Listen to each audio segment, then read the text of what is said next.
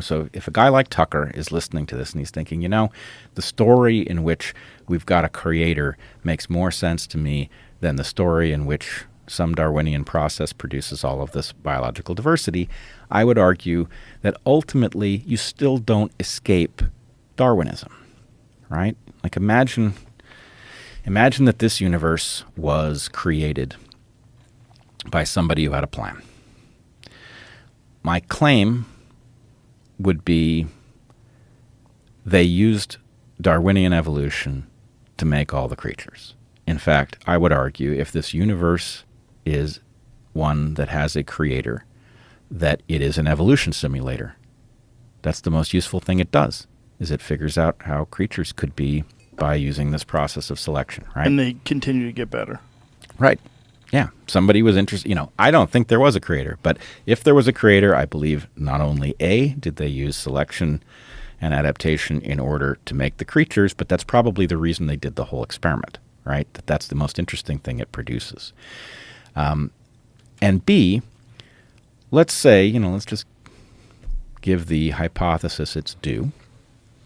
Let's say that this was a environment created by some intentional being with the purpose of making critters using Darwinian evolution. Okay, so then, you've heard Elon say, well, if it's possible to simulate universes, then there are bound to be vastly more simulated universes than there are real universes. So we're probably in one. Now, I don't really buy that analysis, but let's say that it's true. Okay, so you get outside of your simulated universe into what he calls base reality. Okay, now what? Right? Was that one created too? By whom? Right? At some level, you're going to get far enough out that you have to invoke a natural process. And that natural process is going to involve something without a creator, right? There's no philosophical place. Even if we're inside something that was intentionally created, that something is inside something that wasn't. It has to be. You eventually get out to that layer. And at that point, if there was a creator, there was a creator, an intelligent designer of this cup, right? What designed that creator? Right. Darwinian selection, right?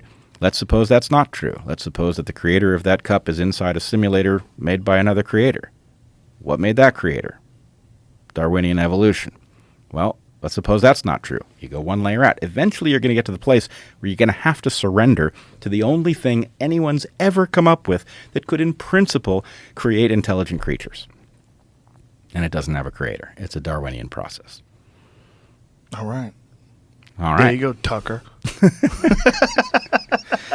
There's a lot more to say to Tucker. I would say. Oh, yeah. The number of places, the genomes of the creatures that we have did not have to tell an elegant story of how they're related to each other, right? If a creator had designed them, he'd have no reason to make the phylogeny fit an evolutionary story that fit the paleobiology, right? So the number of confirmations that we have gotten is extraordinary, and they're just not familiar. But anyway, there's a lot of power in the theory, and don't fault the myopia of any generation of scientists. The overall story is elegant and fascinating.